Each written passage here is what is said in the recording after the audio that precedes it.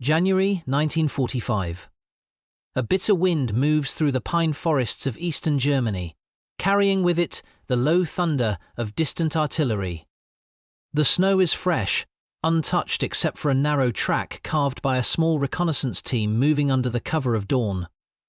Their breath hangs in the air, pale clouds drifting upward before dissolving into the grey morning light. In the lead walks a junior officer, gloved hand wrapped around a metal compass worn smooth from months in the field. Its glass is cracked. Its needle shivers. Under normal skies it would settle, point, guide. But today it drifts, uncertain, as if the earth itself is overwhelmed by the chaos closing in from every front. The officer stops, scanning the empty tree line. Beneath his boots lies a map smudged with fingerprints and melted snow, the route to a fortified command site whose existence few outside the inner circle truly understand. A bunker hidden beneath layers of concrete, timber, deception, and fear.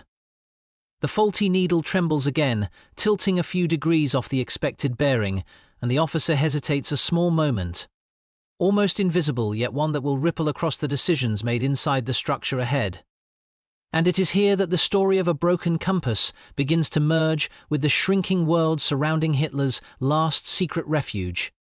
In the first weeks of 1945, the Third Reich existed in the narrow space between denial and disintegration. Every front was collapsing, yet inside Germany's command circles, the illusion of controlled resistance still lingered. The Eastern Front had ruptured under the weight of the Soviet Vistula-Oder offensive. Entire German armies were dissolving in the snows of East Prussia. To the west, American and British forces had crossed the Rhine in several sectors, overwhelming what remained of Germany's mobile reserves. The geography of power inside Germany shifted accordingly. Once, Berlin itself was the beating heart of military decision-making. But as air raids intensified and front lines closed in, Hitler began retreating deeper into a system of fortified command posts, Führerhauptquartier, scattered across the forests, mountains, and river valleys of Central Europe. Some were massive complexes, built in peacetime optimism. Others were improvised shells, hardened only enough to withstand the brief illusion of endurance. Navigation to and from these sites had become a tightly controlled necessity. The Allies were hunting for any trace of high command movement radio chatter, intercepted messages, troop redeployments, even unusual vehicle columns on rural roads. Consequently, the Germans relied heavily on low-profile routes, small reconnaissance patrols, and ground-based navigation tools that predated the era of electronic precision. Compasses, maps, and dead reckoning became the quiet foundation of the war's last decisions. But after years of total war, nothing worked as it once had. Supplies of precision instruments had dwindled.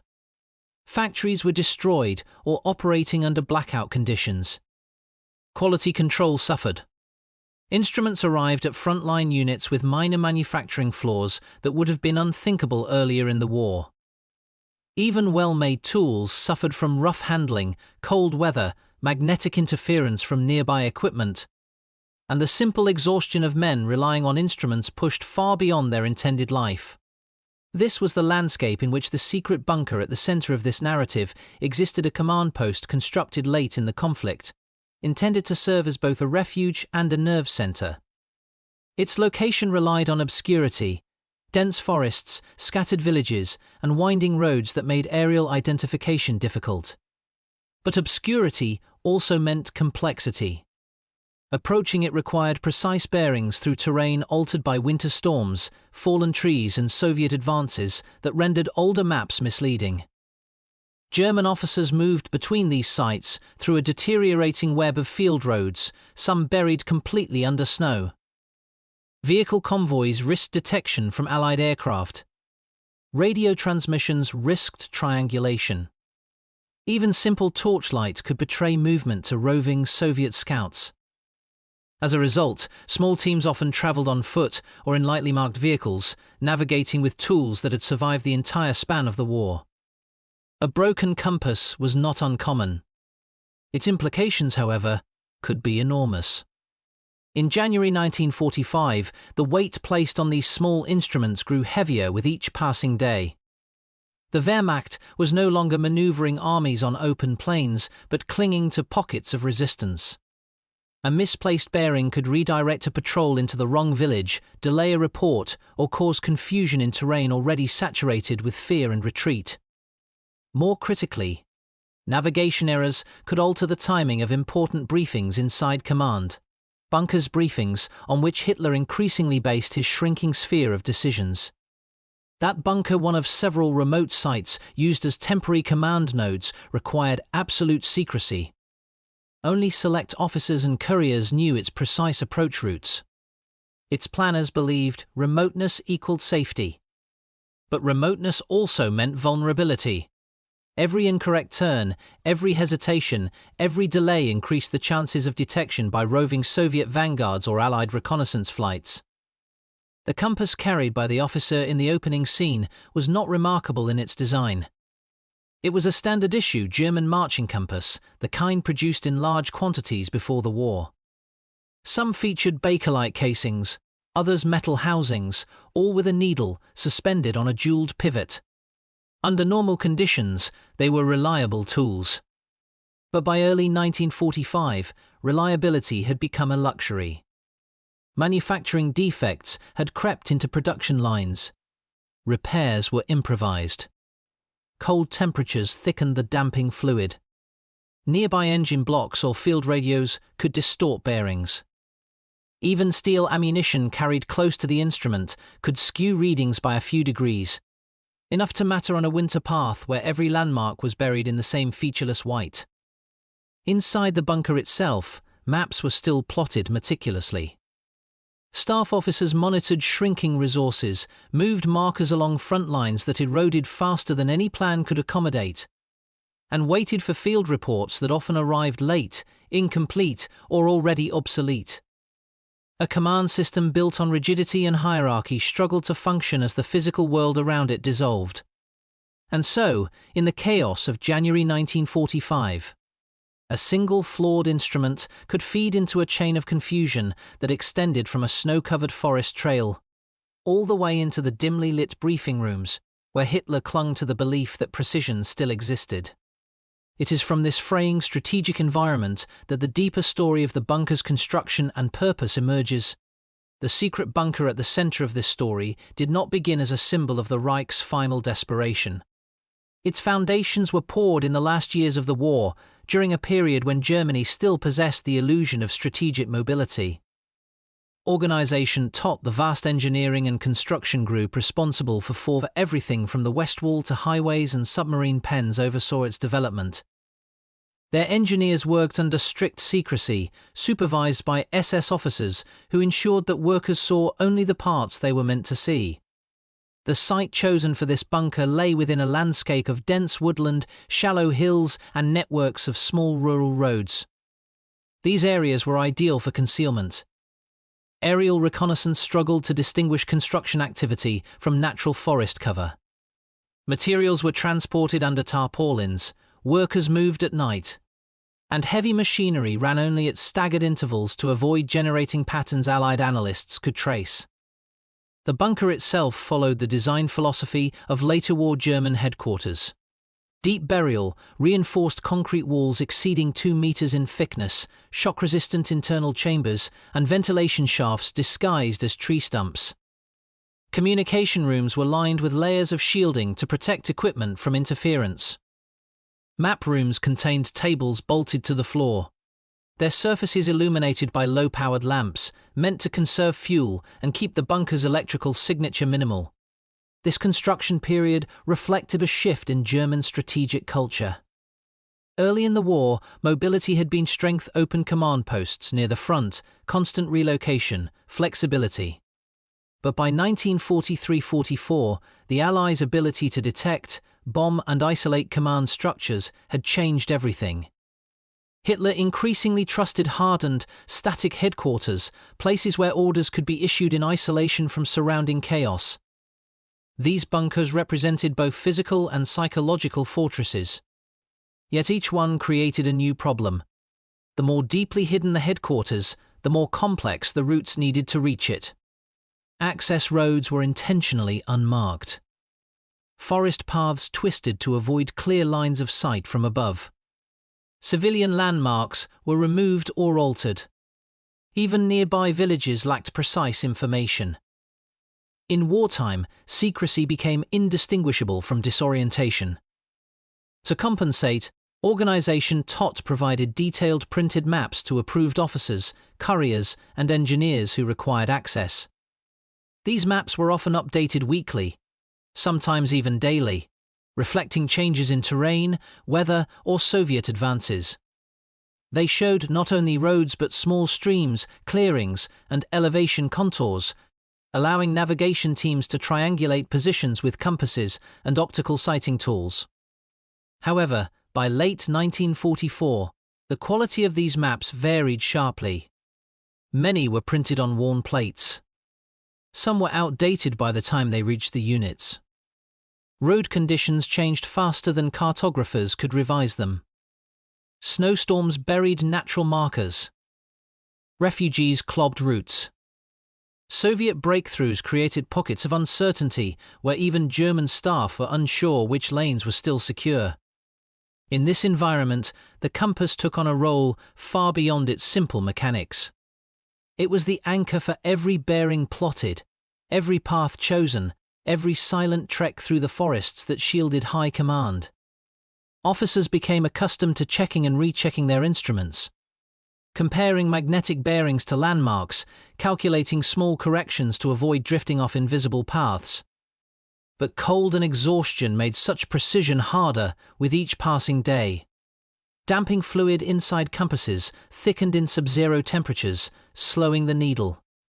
Frostbite reduced dexterity. Even the steel helmets worn by soldiers could distort readings if brought too close. A deviation of just 5 degrees over a kilometer was enough to place a patrol into the wrong sector essay. Mistake that might expose them to enemy scouts or lead them away from the bunker's concealed approach route. Inside the bunker, construction crews completed the final fittings in a rush, aware that time was working against them. Ventilation systems needed calibration, radio rooms required tuning, and power supplies had to be protected from the voltage fluctuations common in late-war Germany. The bunker's planners installed emergency escape shafts, narrow passages that led upward through reinforced soil layers.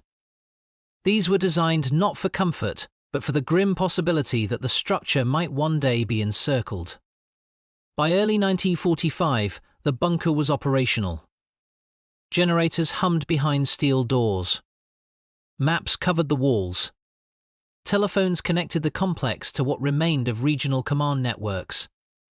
Officers rotated through the corridors with the subdued urgency of men who understood that every decision now carried existential weight. But despite the careful planning, the bunker's security rested on one fragile assumption that the men traveling to and from it would reach it without interference, delay, or directional error. The forest paths leading to the bunker were narrow, winding, and heavily camouflaged. Snow erased footprints within hours. The markers used by authorized personnel were subtle. A cut on a tree trunk, a stone placed at a specific angle, a bend in a branch. Without precise bearings, these signs blended into the winter landscape. This meant that every flawed tool, every misaligned compass, every moment of hesitation had the potential to disrupt the delicate flow of information required inside the bunker. A single lost patrol could delay orders. A delayed briefing could cause miscalculations that rippled outward toward the front lines. And in the final phase of the war, delays were no longer measured in hours, they were measured in territory lost, units encircled, and decisions made in darkness. It is within this fragile, highly engineered environment that the many angles of this story begin to converge: human, tactical, technological, and moral, revealing how a simple navigational error could shape the fate of a command post built to withstand everything except uncertainty. In the final months of the war, every German officer and enlisted man lived under the pressure of decisions that once belonged to higher ranks. The collapse of established communication lines meant that a corporal on a forest trail might now carry messages that shaped an entire sector. A reconnaissance sergeant navigating through snowfall might determine whether a briefing would take place on time or not at all. For those moving toward the secret bunker, the journey was more than a task. It was a ritual of tension.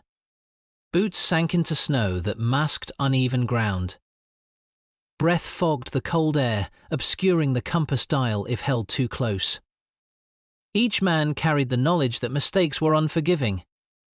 A wrong turn could bring them into contact with Soviet scouts, or into villages already abandoned in panic, or into areas where German units mistook them for infiltrators. Fatigue added another layer. Many had been awake for days. Rumors of encirclements and collapses traveled faster than official reports. Food was scarce. Morale fluctuated between grim resolve and quiet despair. Yet the responsibility remained: deliver the orders, relay the intelligence, reach the bunker. The officer from our opening scene represented many in this position. He was not a strategist shaping grand operations. He was a link in a chain already stretched thin by war. His compass damaged, inconsistent mirrored the psychological state of those still trying to impose order on a world slipping out of alignment. Every hesitation on the trail felt amplified. Every uncertain reading reminded him how vulnerable the system had become. Human judgment, once supported by technology and structure, now stood alone. Officers checked the compass against tree shadows, cloud movement, and memory, none of which were reliable under winter skies. The smallest doubts could spiral into arguments among the team. Whether a trail curved too early, whether a distant ridge matched the map, whether the bunker's concealed approach had been altered without notice. Fear made everything sharper. Men who had survived years at the front now worried about something as simple as an instrument's trembling needle. And behind that fear was a deeper understanding that the fate of their mission, and by extension the bunker's functioning, rested on tools that no longer bore the precision they once promised. The human cost of uncertainty, though rarely documented in war diaries, was immense. It strained relationships within units, heightened mistrust, and forced soldiers to rely on instinct, when instinct had been dulled by exhaustion. And yet, despite everything, these men moved forward through the forest because the alternative failure to reach the bunker felt heavier than the risks ahead. Tactical success in late-war Germany no longer relied on maneuvering large formations across open terrain. Instead, it depended on the precise movement of small groups. Couriers, signal technicians, reconnaissance teams, counterintelligence detachments, and the officers tasked with linking frontline events to bunker command. The forest around the bunker functioned as both shield and labyrinth. Camouflage nets draped between branches blurred aerial perspectives. Snow-muted paths eliminated contrast. Frozen streams reflected light in ways that confused orientation. In such an environment, navigation became a tactical skill equal in importance to marksmanship. Direction was survival. Every German patrol in early 1945 moved with heightened caution, aware that Soviet infiltration units, particularly reconnaissance groups and forward scouts, were probing deeper into German-held territory. A navigational error of just a few hundred meters could shift a patrol directly into these advance elements. The Soviets frequently traveled in small teams themselves, moving silently through the same forests, often without headlights or fires. Additionally, German defensive lines were fluid. Units were redeployed quickly, sometimes with minimal communication. A sector deemed safe in the morning could be compromised by evening. Thus, bunker-bound teams had to rely heavily on bearings, rather than assumptions about friendly territory. The tactical consequences of a faulty compass extended beyond the immediate patrol. If a courier failed to arrive, the bunker's command staff could not update defensive maps. If reconnaissance teams reported from the wrong grid, artillery plans became inaccurate. If engineers couldn't locate supply drop points, fuel and ammunition shortages worsened. A single flawed reading could ripple across the local war effort, creating gaps in situational awareness. These gaps were especially catastrophic in winter, when visibility dropped and sound carried unevenly. Misinterpretations of engine noise or distant artillery often led to exaggerated assumptions about enemy strength or direction. Moreover, the bunker's layout relied on secrecy to remain functional. The approach routes were deliberately complex, avoiding direct lines that an enemy might trace. This meant that even experienced officers required accurate bearings to follow the winding path of access trenches, concealed checkpoints, and camouflage entry points. Tactically, the compass was not just a navigational tool, it was the key to maintaining the illusion of a functioning command environment. When bearings drifted, the illusion cracked. By 1945, German military technology was paradoxical. Germany still produced some of the most sophisticated weapons of the war: jet aircraft, advanced submarines, guided munitions, while simultaneously struggling to manufacture basic tools with consistent reliability. Compasses, normally simple and dependable, suffered from this paradox. Pre-war German marching compasses were precise instruments crafted with high-quality alloys and dual pivots that allowed smooth needle movement. But wartime scarcity altered the production chain. Factories substituted materials, reduced inspections, and pushed equipment beyond its intended lifespan. The technological strain extended far beyond the compass. The bunker's radio systems, though advanced for their time, were increasingly vulnerable to interference. Power generators, often salvaged from earlier installations, produced uneven electrical output that technicians had to regulate manually. Telephone lines were fragile, prone to shorting in cold weather or collapsing under snow weight. Navigation technology faced similar constraints. Radio direction-finding equipment existed, but was limited and increasingly unreliable due to power shortages and enemy jamming. Magnetic anomalies caused by vehicle wreckage, buried metal debris, or even nearby ammunition stores could distort compass readings. The forest itself introduced complications. Wet soil, dense mineral deposits, and metallic fragments from earlier fighting interfered subtly with magnetic fields. Such distortions were minor, a few degrees at most, but enough to alter bearings when used over long distances. Technological reliability had become a shadow of what it once was. Soldiers knew this. Officers knew this. Even bunker planners accepted that the infrastructure supporting their hardened walls was fragile. Thus, the broken compass becomes not merely a physical flaw, but a symbol of the technological unraveling occurring across the Reich, a reminder that without precision, even the strongest fortifications were blind. And from these angles, human, tactical, technological, a deeper picture emerges, one that leads naturally to the next dimensions of this narrative. Leadership, the enemy, and the moral cost that shaped the war's final months. By early 1945, Hitler's leadership had become increasingly isolated, physically and psychologically. His reliance on fortified command posts reflected this shift. Each bunker symbolized a retreat, not only from the front, but from the broader reality of a war slipping beyond control. Inside these reinforced chambers, Hitler surrounded himself with maps, telephones, and reports that painted a filtered version of events. Access to the bunker was heavily restricted. Only officers with precise knowledge of the approach routes, clearance documents, and verified authorization were permitted entry. This meant that the information reaching Hitler and his staff depended entirely on a fragile logistical chain. Couriers navigating snow-covered forests, reconnaissance teams gathering data under fire, and field officers struggling against broken communications networks. A misdirected patrol, delayed message, or inaccurate report did more than interrupt operations, it directly shaped Hitler's perception of the war. A late courier might mean a frontline collapse appeared slower or faster than it truly was. A navigational error might cause a reconnaissance team to misjudge enemy positions. Such discrepancies cascaded upward until decisions were made based on misleading fragments rather than full realities. The Führer's growing distrust of his own commanders only amplified the consequences.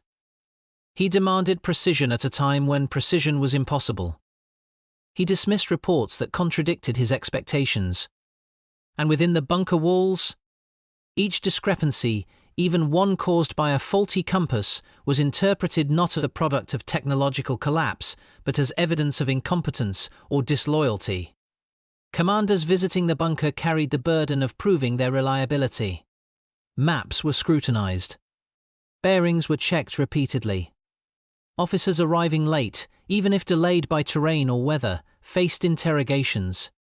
In this atmosphere, navigation ceased to be a practical task and became a test of loyalty and competence. A broken compass was more than a minor frustration. It was a liability within a leadership system that punished uncertainty. Those who navigated toward the bunker often felt they were walking not just toward a command center, but toward a judgment chamber, one where even small errors could shape the outcomes of their careers or their fates. And within that rigid atmosphere, leadership itself began to fracture. Decisions made under the bunker's reinforced ceiling drifted further from the reality unfolding outside. The bunker became a place where the world was interpreted rather than seen, and where misdirection, even if unintentional, became part of the fabric of command. If secrecy protected the bunker, it also invited pursuit. Both Western allies and the Soviet Union maintained extensive intelligence operations aimed at locating German command posts. They knew that disrupting headquarters could produce effects far greater than destroying individual units. A broken command structure could collapse entire fronts. Allied reconnaissance aircraft continually scanned forested regions known for concealed installations. They photographed grid squares at different angles, studying shadows, soil disturbances, and road patterns. Soviet ground forces, meanwhile, advanced with reconnaissance battalions skilled at identifying hidden positions through subtle clues, a freshly cut tree stump, unusual traffic patterns, or the faint smell of diesel from buried generators. The Germans countered with camouflage and deception, but deception required consistency. Paths had to be used sparingly. Tracks had to be erased. And every bearing had to be precise so that patrols did not accidentally create patterns visible from above.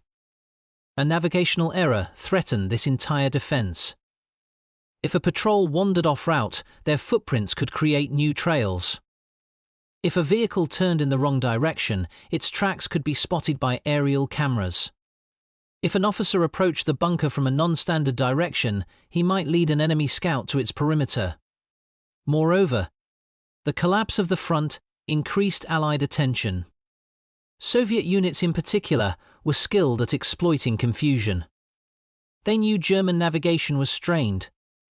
They intercepted couriers, followed misdirected patrols, and used captured maps to infer bunker locations. In some areas, Soviet reconnaissance teams deliberately spread misinformation about their movements, hoping to force German patrols into panicked, directionless retreats. Against this backdrop, the reliability of navigation tools became essential.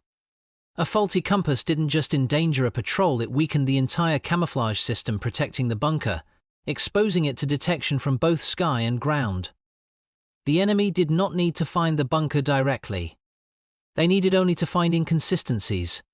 Disturbed snow, unusual footpaths, confused German units. Each slip was a thread they could pull, unraveling the secrecy holding the bunker together. Warfare often magnifies the moral weight of small decisions. In early 1945, the German war effort was no longer defined by sweeping offensives or ideological ambitions, but by the struggle to maintain order amid collapse. In this environment, the moral burden shifted downward. Soldiers and officers found themselves navigating more than physical terrain, they were navigating responsibility, guilt, and the knowledge that the decisions they made under extreme conditions carried irreversible consequences. A simple navigational tool, a compass, became an object of trust. When it failed, that trust faltered. Patrol leaders blamed themselves for errors caused by equipment failures. Officers arriving late to the bunker carried the guilt of consequences they could not control. Engineers responsible for maintaining instruments felt the weight of knowing their work could determine life or death. The moral dimension also extended to the civilians who lived near these hidden complexes. Villagers were sometimes displaced, their homes repurposed or demolished to preserve secrecy. Their paths and landmarks were altered without explanation. A misdirected patrol could inadvertently bring danger to local families, drawing enemy attention to areas previously left untouched.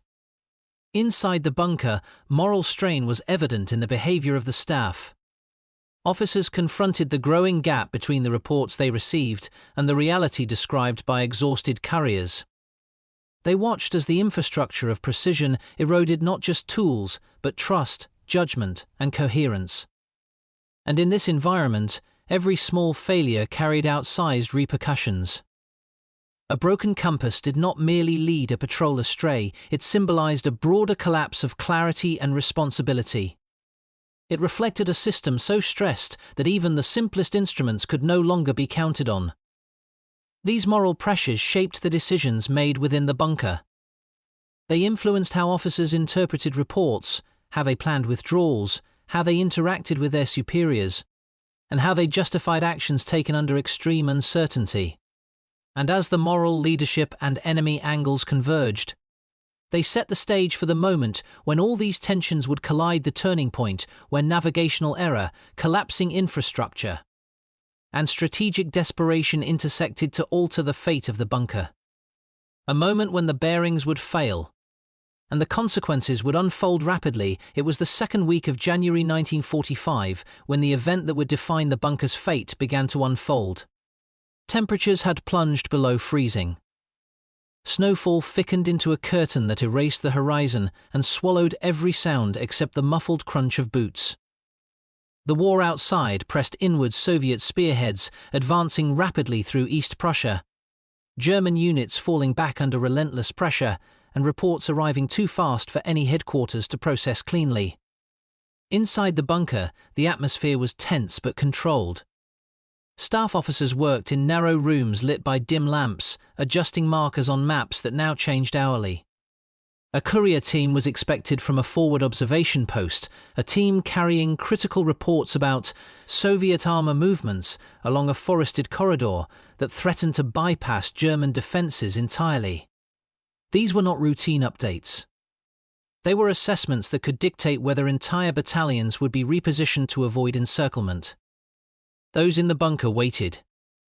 Outside the bunker, in the thickening snow, the courier team moved under the cover of darkness. They were a small group: a senior lieutenant, 2 enlisted messengers, and a radio technician who carried a portable set encased in canvas. Their compass, the same type featured in our opening scene, had suffered damage earlier in the day when the team scrambled over frozen debris from a recent artillery barrage. Its casing was cracked. The needle hesitated before settling, but with visibility collapsing and landmarks disappearing under fresh snow, they had no choice but to rely on it. The route to the bunker was intentionally indirect. It followed a series of slight curves meant to avoid clear lines of movement visible from above. The trail passed through dense stands of pine, crossed a frozen stream, and cut across the shallow slope of a hill before turning east toward the bunker's concealed entry zone. Under normal conditions, these bends were subtle but manageable. Under heavy snowfall, they became indistinguishable from the surrounding terrain.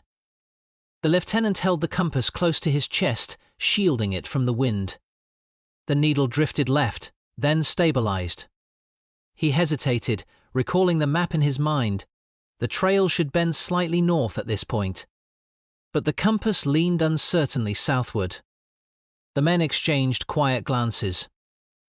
They checked the surrounding trees, looking for the coded markers that guided authorized personnel, a diagonal cut on a trunk, a notch hidden beneath a branch.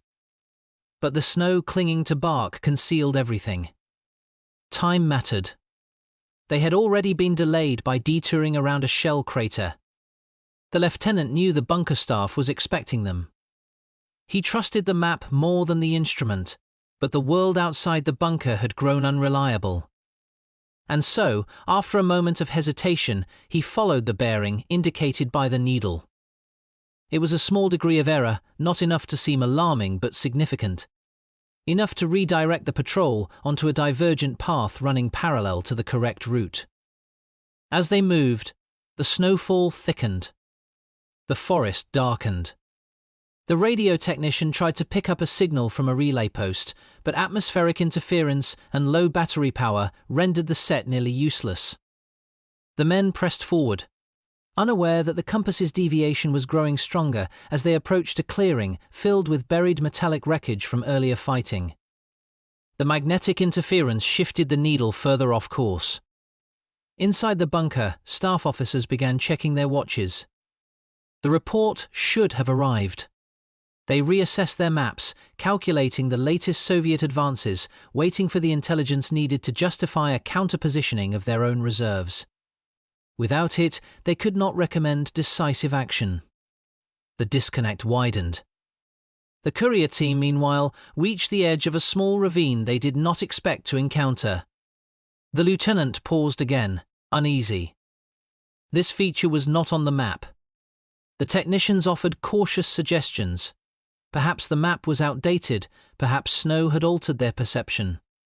But the needle insisted on its direction, and the men forged ahead unknowingly, moving deeper into a gap between German lines. The danger escalated quickly. A faint crack of branches nearby forced the team to take cover. At first they assumed it was wildlife. But then came the faint metallic click of a weapon bolt being eased into position. The lieutenant motioned silently, and the team withdrew into the tree line, hearts pounding.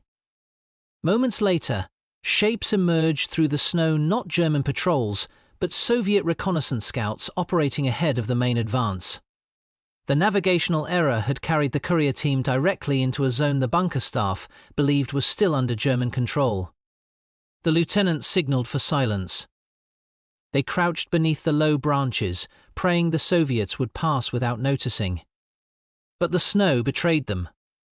One of the enlisted men shifted his weight, causing a branch to shake. A scout turned his head sharply, eyes narrowing.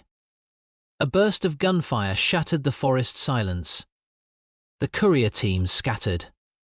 The radio technician ducked behind a fallen log, clutching the reports. The lieutenant fired back, trying to break contact. The Soviets, realizing they had stumbled upon German couriers, pressed forward aggressively. The firefight was brief but brutal. Several rounds struck the lieutenant, who collapsed into the snow. One messenger fled into the dark, uncertain of direction.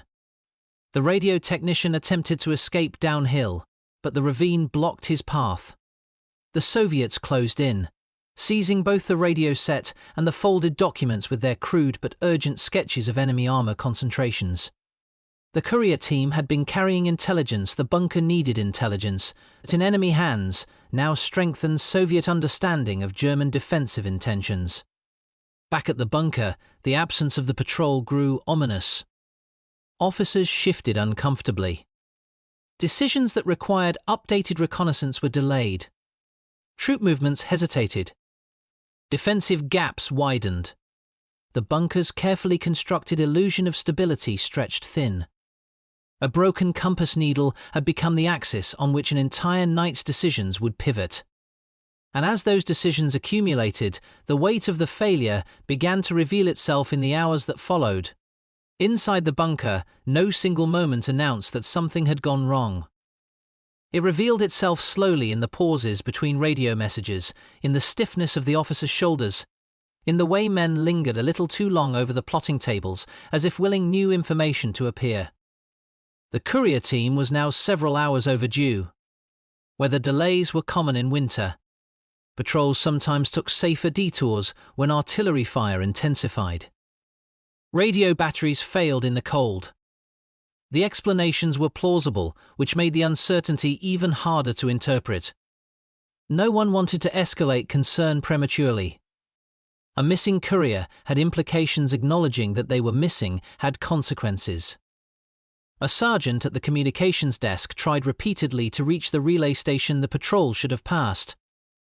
Each time he released the transmit key, the only reply was a low hum of atmospheric static breaking into silence. He glanced at the clock. Midnight approached.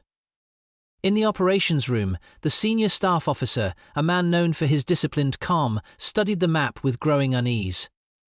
Red pins marked confirmed Soviet spearheads. Yellow markers indicated German units repositioning to plug gaps. And then there was the corridor that mattered most that night. A narrow approach road flanked by forest, the very route the courier team had used to reach the forward post earlier that day. It was the same corridor the Soviets now probed aggressively. The missing report was supposed to describe enemy armor concentrations spotted maneuvering just beyond German observation lines. If the Soviets committed tanks to that corridor under cover of snowstorm and darkness, the German ability to intercept them would depend entirely on that missing intelligence. He weighed the risks. He hesitated. He decided for the moment not to commit forces prematurely. One misplaced battalion now could mean a collapsed flank later. But time was working against him. Several kilometers away, the Soviet reconnaissance patrol that had intercepted the couriers delivered the captured materials to a field command node operating out of an abandoned farmhouse. Dim lantern light flickered as officers unfolded the weather-stained sheets. They studied the observations penned by German scouts. Approximate tank placements, probable fuel shortages in certain German units, and the vulnerabilities of frozen roads that could support heavy armor for only limited hours before thawing. It was not precise. It was not complete. But it was enough. A Soviet major leaned over a map and placed his hand on the very corridor the couriers had failed to leave. If the German defensive realignment hesitated, and he suspected it would, there would be a window of opportunity. A narrow window. A decisive one. Orders were issued immediately. By 2 a.m., tension had begun to spread subtly through the underground structure. One of the younger lieutenants proposed dispatching a secondary patrol to locate the missing team. His suggestion was met with caution. Sending men into blizzard conditions along contested routes risked further loss. Fuel was being rationed, vehicles would struggle in deep snow. The senior staff officer declined the proposal not out of indifference, but because every action now had to be justified against the cold mathematics of diminishing resources. A runner would not outrun armor. A patrol might vanish just as easily. But the silence surrounding the missing couriers was becoming its own message. A captain stepped into the operations room and quietly placed a logbook on the table. It contained the last confirmed transmission times from all forward posts. Several outposts were reporting increased Soviet radio movement, suggestive of large units coordinating through the storm. Still no sign of the courier team. At 2:40 a.m., the staff officer made his first pivotal miscalculation of the night. He assumed the couriers had simply sheltered in place. He reasoned that if they had been captured, the enemy would have exploited the route already. The map still showed no signs of immediate encroachment. Scouts near the forest edge reported no unusual engine noise. What he did not know, what he had no way of knowing, was that the Soviets were preparing to move under strict radio silence. The bunker remained blind. At 3:15 a.m., faint vibrations traveled through the snow-covered ground. They were subtle, a deep, almost imperceptible trembling. At first, the bunker guards assumed it was distant artillery again. Germany's eastern horizon had glowed with gunfire for weeks. The earth shook often these days. But this vibration was steadier. Rhythmic.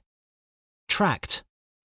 A guard stepped outside the narrow entry trench and cupped his gloved hands around his ears. In the distance, somewhere uncomfortably close, came the low, rolling growl of heavy engines muffled by snowfall. He hurried inside. The staff officer lifted his head. Engines?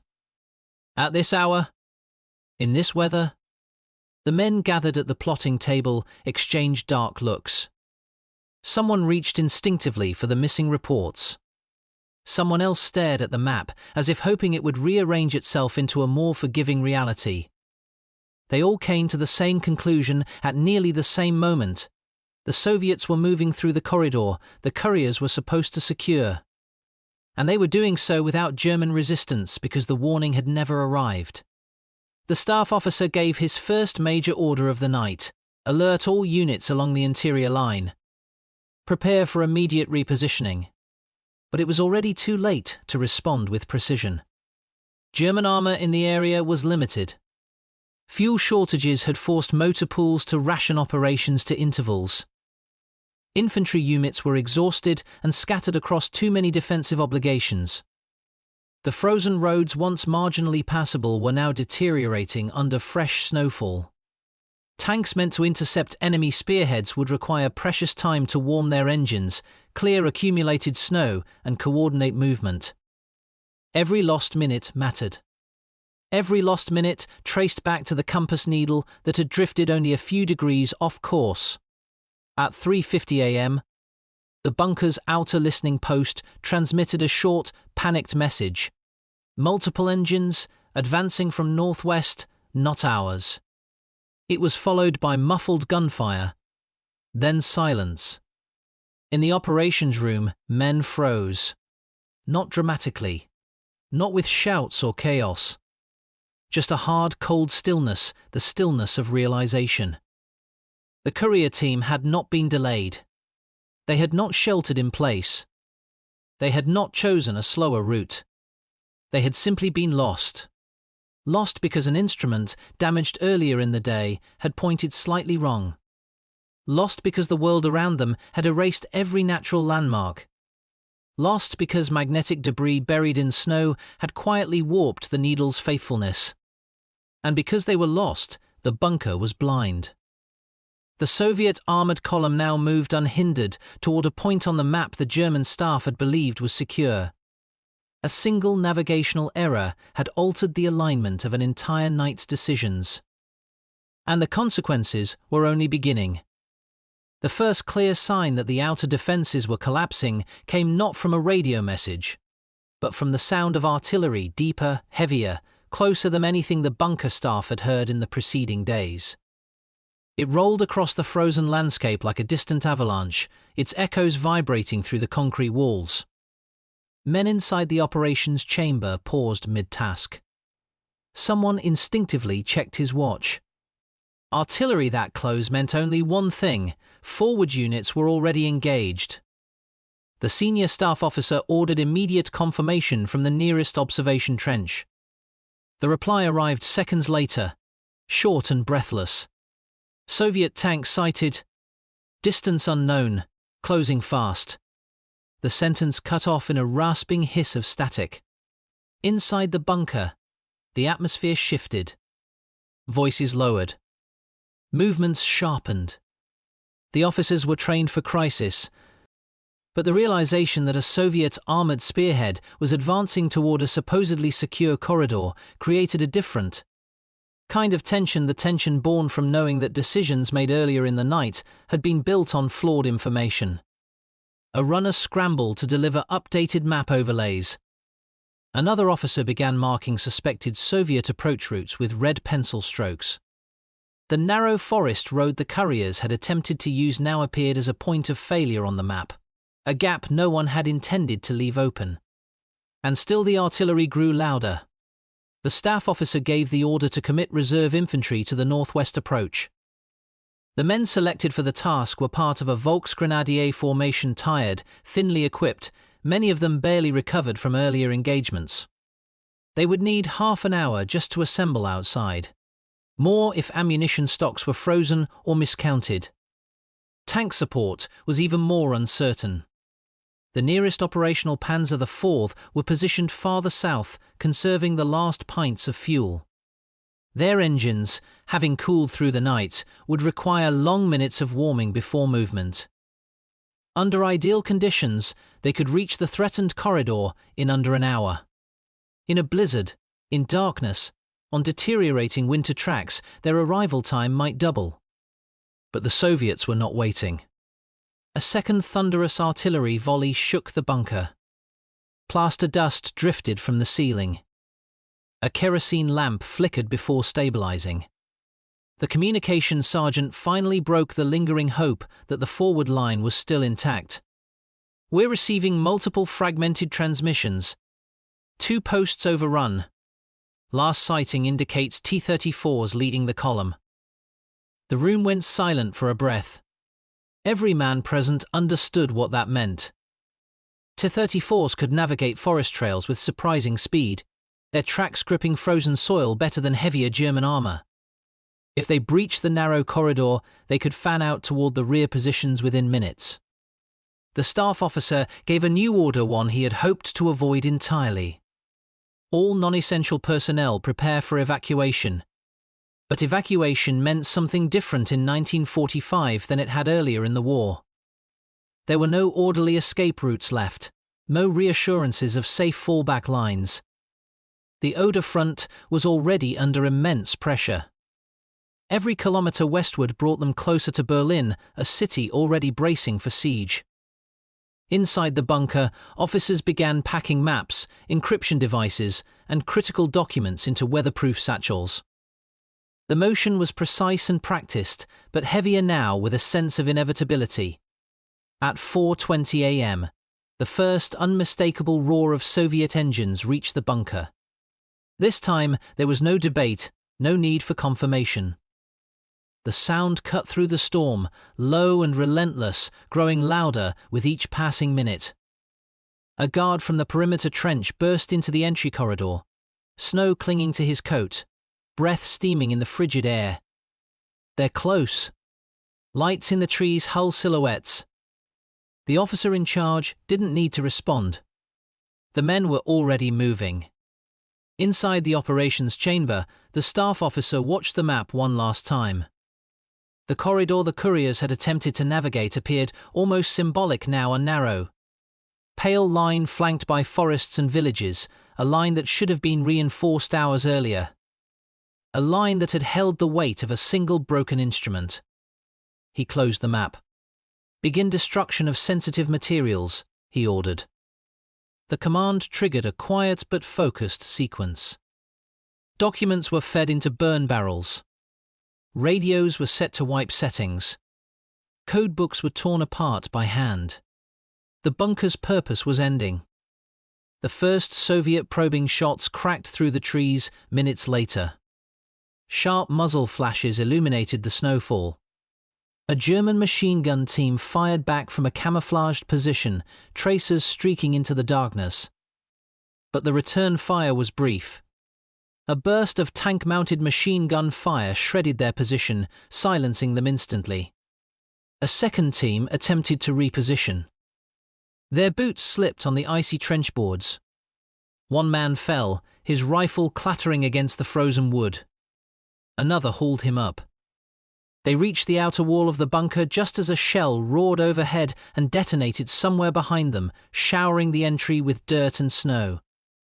Inside, the staff officer received the report: outer perimeter breached.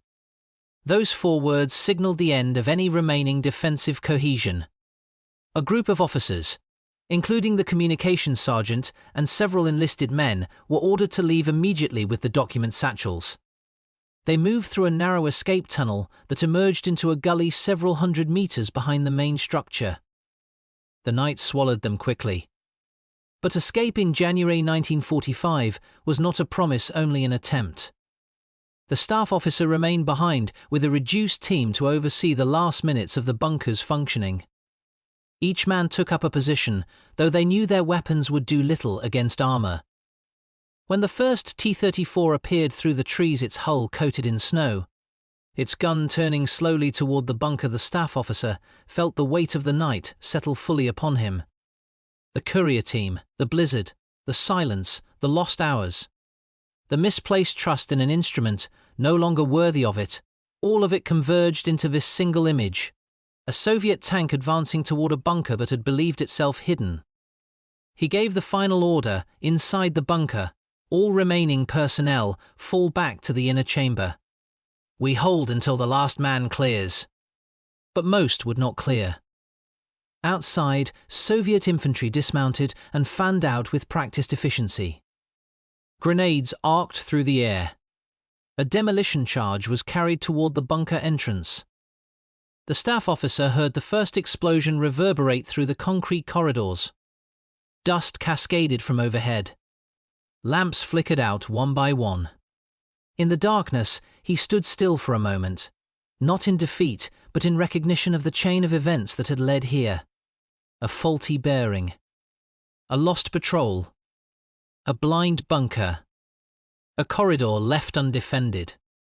The Oder front had been fragile long before that night. But the final rupture came from a small human vulnerability, a reliance on tools that war had quietly degraded. And now the consequences were breaking through the bunker's walls. The demolition charge detonated against the bunker's reinforced entrance with a thunderous, cracking roar.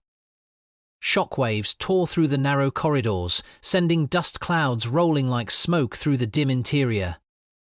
Men inside stumbled as the concrete groaned under the impact. The lanterns hanging on the walls swung violently, shadows jumping across frightened faces.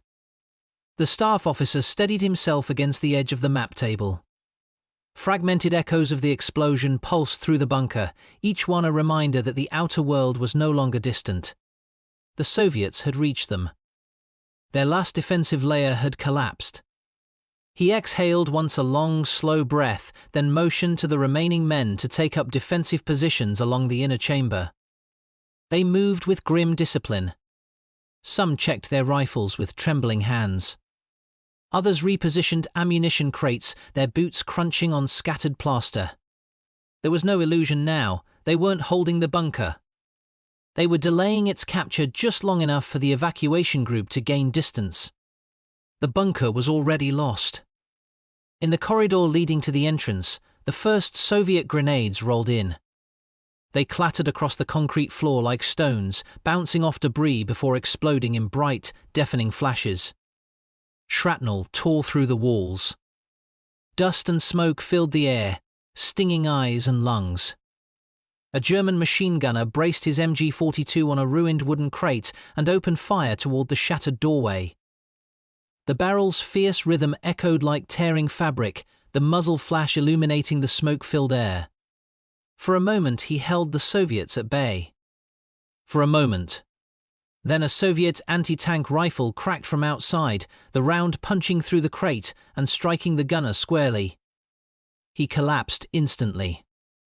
His assistant tried to drag him back, but another burst of fire forced him to retreat deeper inside. The Soviets pushed forward. The staff officer watched as the defensive line buckled. Men fell back in pairs, shouting warnings. Someone yelled that the entrance had been compromised. Another voice shouted for more ammunition. The officer's jaw tightened, but his voice remained steady as he issued commands. Hold the passage. Make them fight for every meter. He knew it was only a matter of minutes. He turned to the communications sergeant's empty desk. The radio, its wires cut as part of the destruction protocol, hung limp against the steel casing. A silent symbol of the bunker's severed voice. He imagined the lines of communication that had once connected this room to the entire Eastern Theater commands issued. Updates received, threats anticipated, retreats ordered. Now that chain was broken in both directions. The bunker was no longer a nerve center. It was a tomb of fading signals. Footsteps echoed down the hall, retreating soldiers. The corridor is almost gone, a corporal cried out, his uniform streaked with dust and blood. They're pushing inside. The officer nodded. He gave the final defensive order, his voice calm despite everything collapsing around him. Prepare for the last stand. A second Soviet charge detonated, this time inside the entrance corridor.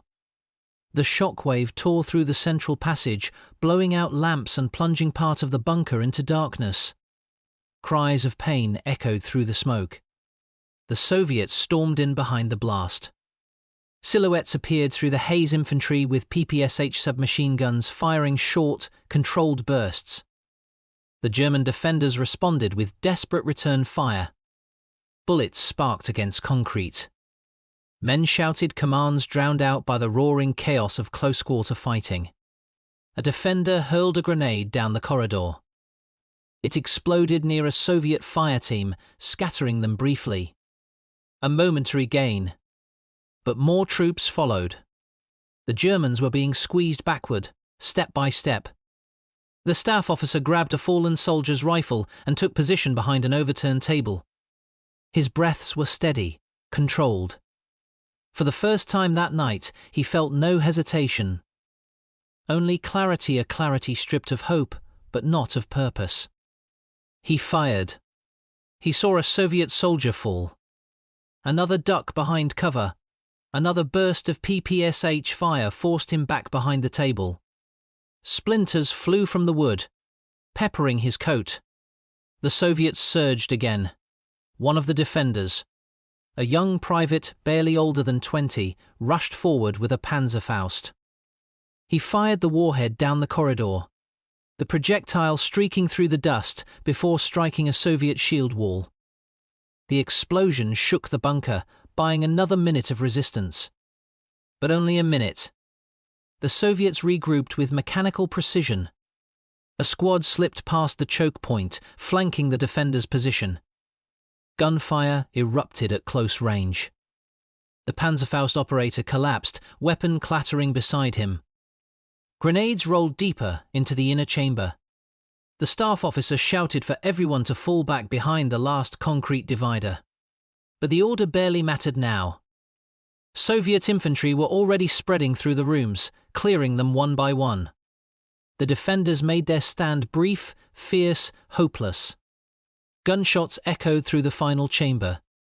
Smoke thickened. Flash after flash lit the room. One by one, the German soldiers were cut down. The staff officer felt the sting of a bullet tear across his side. He stumbled back, bracing against the concrete wall. Pain surged, but he pushed through it, raising his rifle for one last shot. He fired once. Twice. A third shot misfired, the chamber empty. Soviet soldiers closed in, weapons raised. For a brief moment, he locked eyes with the nearest infantryman. There was no hatred there. Only exhaustion, the same exhaustion etched across every German face that night. The final flash of a Soviet muzzle ended the bunker's resistance. Silence settled slowly over the bunker, broken only by distant artillery and the soft settling of dust. The Soviets swept the rooms, checking for remaining defenders. They found none. One of their officers examined the destroyed communications equipment. Another inspected the burned paperwork smoldering in metal bins.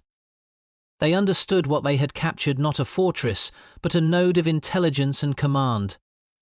A node now severed. Outside, the wind continued to cut across the snow as the Soviet armored column broadened its advance into the woods. The corridor, the Germans had failed to reinforce the corridor. The couriers never reached now served as a conduit for the next phase of the offensive. The bunker lay in silence behind them, its operations extinguished.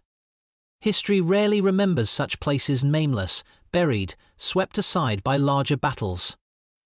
But on that night, for those final minutes, the fate of an entire sector bent under the weight of a single navigational error. The Oder front would not recover from this rupture. The chain of command had snapped. And it began with a compass needle no longer pointing true. Dawn crept slowly over the forest the following morning, revealing a landscape reshaped by violence. Snowdrifts were carved open by tank tracks. Trees splintered by artillery leaned at unnatural angles. Smoke rose from the direction of the destroyed bunker, thin and grey against the pale sky. By then, the Soviet spearhead had already pushed several kilometers beyond the site. For the German command structure along the Oder front, the loss of the bunker was more than the destruction of a physical facility. It was the loss of a communication node during the precise moment when coherence was most needed. The frontline units that had relied on its coordination now found themselves abruptly without direction. Orders that should have synchronized defensive responses never arrived. Clarifications that might have stabilized retreating battalions remained unwritten. Reinforcements positioned to counter Soviet armor waited for messages that would never come. Confusion spread through sectors where officers relied on predictable chains of command to keep deteriorating lines intact.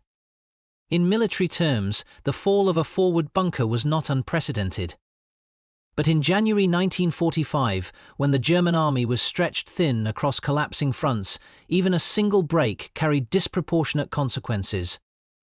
One division operating south of the destroyed bunker reported incomplete intelligence about Soviet movements and repositioned itself based on outdated assumptions. When its scouts finally made contact, they encountered not the expected reconnaissance elements but an entire Soviet vanguard already exploiting the corridor the couriers had failed to report on. The division was forced into a disorganized withdrawal under pressure, leaving behind equipment, wounded, and entire supply caches. To the north, another formation attempted to hold a defensive line anchored on a village that no longer held strategic value. Unaware that the bunker the unit responsible for its updated intelligence had fallen, they maintained their position far too long. By the time the Soviet push enveloped them on both flanks, escape routes had narrowed to footpaths choked with snow and refugees. Their retreat devolved into a series of scattered breakout attempts through forest and farmland. In both cases, the pattern was the same. Units acting on information that was hours old in a war where hours now determined survival. Reports filtered gradually up the command hierarchy. An artillery commander noted the sudden silence of the bunker's frequency. An infantry colonel reported failed attempts to reach the operations team. A signal corps technician concluded that equipment failure was unlikely given how abruptly the line had gone dark. At first, higher headquarters assumed a temporary disruption, whether equipment, a misrouted runner. But as the morning unfolded, scattered battlefield reports revealed a more sobering truth. Soviet armor was advancing through a sector previously assessed as stable. It did not take long for the conclusion to form. The bunker had fallen. The courier team had never arrived. The intelligence meant to guide the night's decisions had vanished into the storm. The incident was not large enough to appear in grand strategic summaries of the war. It did not receive mention in post-war memoirs or formal histories of the Eastern Front. But within the collapsing German command structure, the effects were real, measurable, and deeply felt. A battalion commander later reflected to a subordinate that morning felt like fighting in a fog that thickened with every hour. He did not know that the fog had begun with a damaged compass, a snowstorm, and a single navigational error that shifted a patrol just far enough off the intended route to intersect with a Soviet reconnaissance team. As the day progressed, the Oder front bent further under the pressure. Retreating units merged with shattered remnants of others.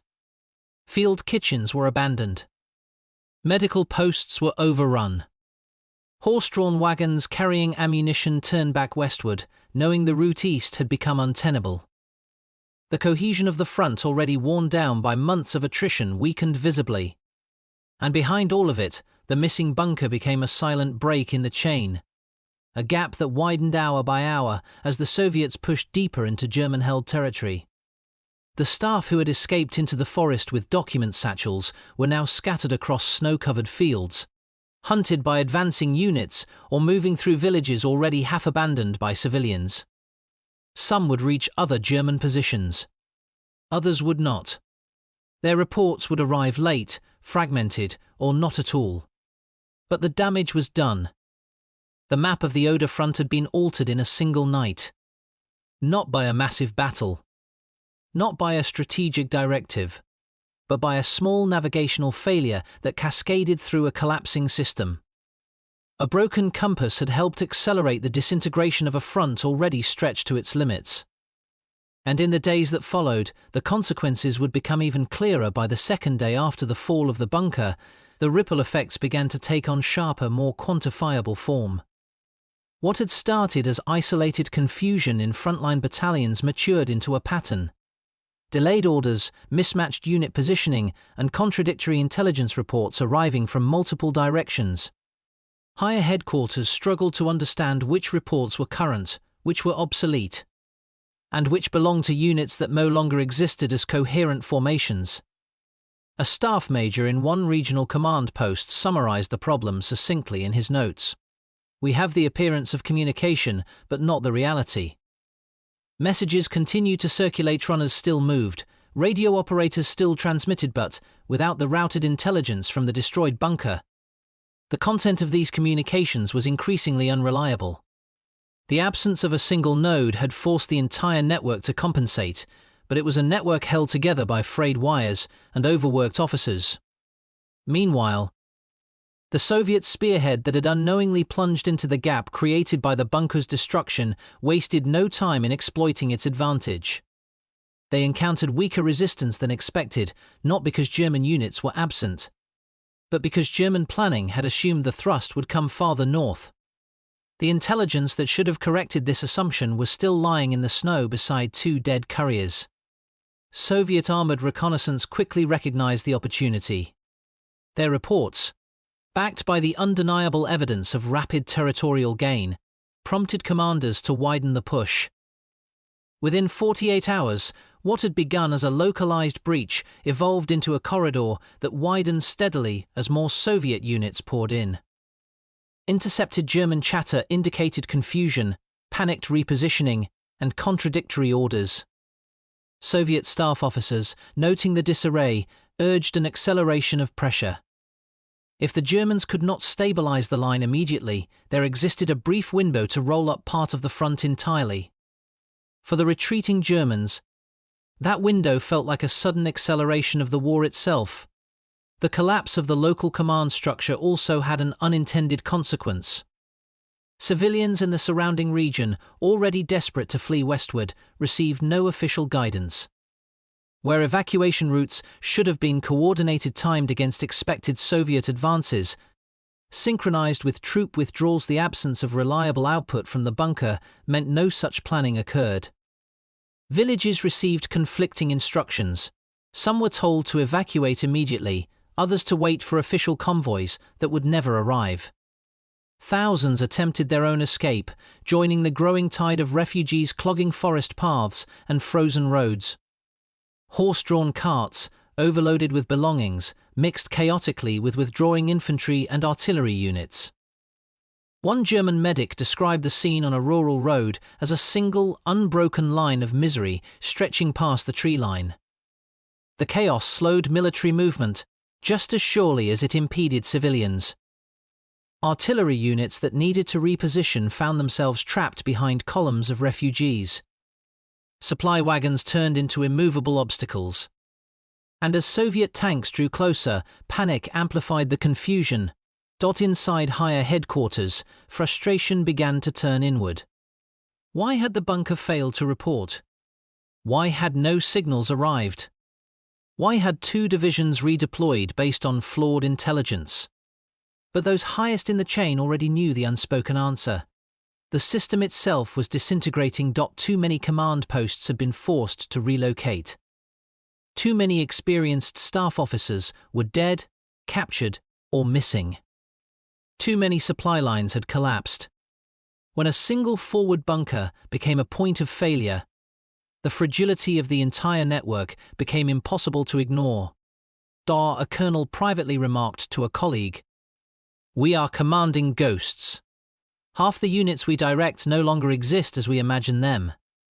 It was not cynicism, it was recognition. The German war machine, once famed for its rigid structure and operational clarity, was unraveling from the edges inward. And now, with the bunker gone, the unraveling was even faster. Strategically, the fall of the bunker didn't decide the fate of the Eastern Front. That fate had already been sealed by exhaustion, fuel shortages, and overwhelming Soviet superiority. But what it did do was accelerate local collapse at a critical moment.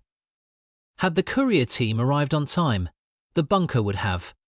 Warned of Soviet armor massing earlier than expected, recommended repositioning two divisions before they were caught off balance, redirected artillery to choke the initial breakthrough, provided updated maps, enabling a more orderly withdrawal, coordinated evacuations through safer corridors.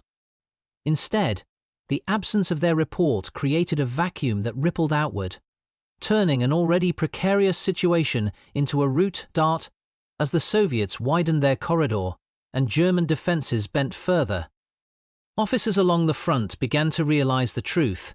They were no longer fighting to hold territory, they were fighting to delay collapse, and somewhere in the snow-covered forest, two dead couriers still lay where they had fallen.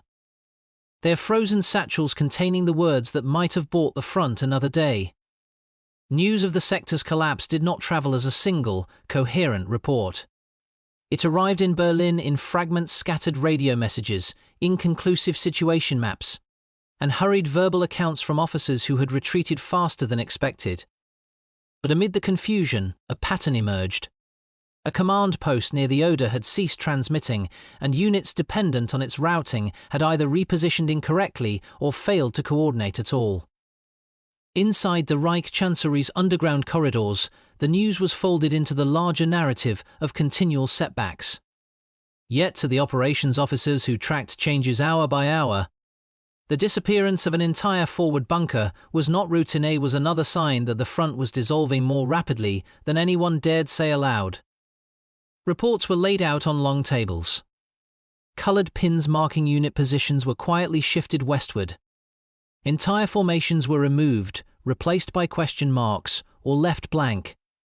One adjutant recorded in his log that the line is not moving, it is being erased. The missing bunker, though small in the grand scale of the war, symbolized something much larger. The collapse of the command web itself. Attempts to reconstitute the bunker's role began immediately. Reserve officers were redirected to adjacent posts. Radio operators probed frequencies for any surviving signals. Dispatch riders were dispatched to investigate the area and returned. Snowfall and Soviet operations turned the region into an unmarked void on headquarters maps. As confirmation arrived of a Soviet penetration exactly where the bunker had gone silent, resentment and fear mixed among the staff. It was no longer possible to blame the chaos on poor discipline or bad luck. A forward node had been cut off and destroyed without warning, and the consequences were unfolding faster than higher command could respond. The operations officers made quick calculations. Based on the breakthrough's trajectory, the Soviets could slice deeper within hours. German reinforcements existed only on paper, units depleted, undersupplied, or fictionally intact. The missing intelligence from the bunker meant they were working off assumptions, not data. One officer whispered to another, "We are navigating blind." The remark had no dramatic intent. It was simply fact. The collapse of the sector forced a re-evaluation of the entire defensive plan along the Oder. Units initially positioned to counter a northern threat were ordered to wheel south. Artillery batteries had to abandon prepared positions to avoid encirclement. Defensive belts charted on maps no longer matched reality on the ground. These shifts radiated outward. Engineers tasked with reinforcing river crossings were now diverted to create fallback points. Infantry battalions received conflicting instructions: hold, withdraw, redeploy, sometimes all within the span of a single morning. Supply officers, overwhelmed by refugee traffic and fuel shortages, could no longer guarantee delivery schedules. Each delayed order, each misaligned movement, each abandoned position added up to a larger truth. The officers did not speak openly. The front was beginning to buckle more decisively than expected. Word filtered back from soldiers moving through villages that civilians were fleeing in increasing numbers. The roads were clogged with carts and columns stretching far beyond the horizon. These scenes of mass movement found their way into headquarters briefings, not as humanitarian concern, but as operational obstacles. Every report, whether from frontline officers, reconnaissance patrols, or stragglers, told the same story. The region where the bunker once stood was now indistinguishable from the front line itself. This reality made planning almost impossible. The precision that German operations depended on, timing, direction, order of march, was dissolved by elements outside their control. Rumors, half-truths, and exaggerated accounts traveled faster than official briefings. In this fog, the lost bunker took on a strange symbolic weight. It was spoken of less as a tactical node and more as a representation of the war's accelerating fragmentation. Each time an operations officer asked for confirmation from that sector, it was a reminder of the gap that could no longer be bridged. After nearly 72 hours of mounting losses, conflicting reports, and worsening conditions, a senior planner made the statement that many had been avoiding. The sector is no longer viable. With those words, the staffs began drafting orders for a broad withdrawal that would reshape the defensive line entirely. What might have been a controlled adjustment a week earlier now became an urgent retreat under pressure. But something deeper shifted in that moment. The silent bunker, the lost couriers, the breakthrough, they were no longer isolated failures. They were threads in a larger unraveling that reached from the snow-covered forests of the Oder all the way to the reinforced concrete beneath Berlin. The war's final stage had begun, and nothing in the command structure, not even the most fortified bunker, could hold it back. In the final months of the war, the German command system did not collapse all at once. It thinned, frayed, and finally tore in places that once seemed insignificant. The forward bunker near the Oder, small, cold, and barely manned, was one of those places. Its fall did not decide the outcome of the conflict, but it revealed something deeper, a structure fighting against its own disintegration. For years, German operations had depended on precision-timed movements, exact coordinates, meticulously routed orders. But precision is fragile. It depends on every link in the chain holding under strain. In early 1945, too many links were already cracked. The bunker simply happened to be one of the points where the pressure became visible. The frozen couriers, the unread reports, the unanswered radio calls, these details were not merely tactical failures. They were reflections of a war machine that had run out of capacity to correct itself. Even the officers who tried to keep pace with unfolding events sensed that something fundamental had shifted. Their maps no longer matched the terrain. Their orders no longer reached the men who needed them. Their assumptions no longer reflected reality. And in that mismatch between intended control and actual chaos lay the quiet truth of the war's end.